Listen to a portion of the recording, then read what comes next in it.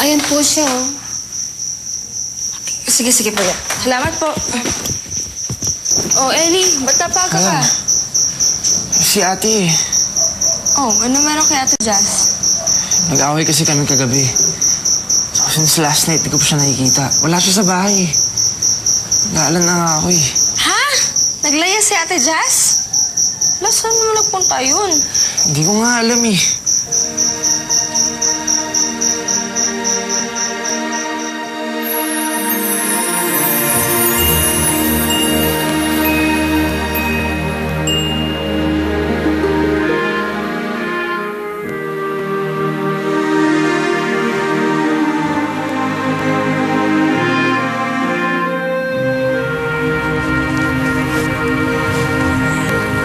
Oops, maraming salamat po, Manong. Salamat.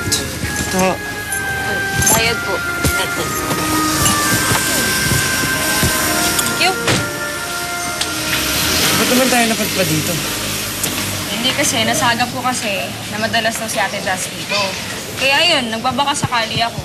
Pero huwag ka mag-alala, pare ko eh. Hinahanap na rin siya ng mga friends niya na dun sa dati nilang tambayan.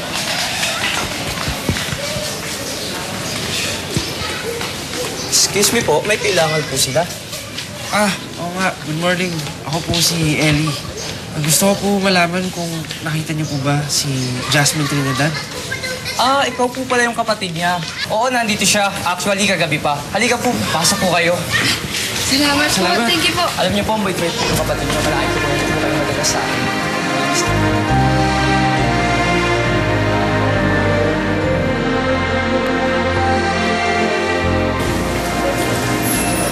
Tuwa ang mga bata kagabi dahil binasahan sila ng fairy tales na ating Hasmin nila.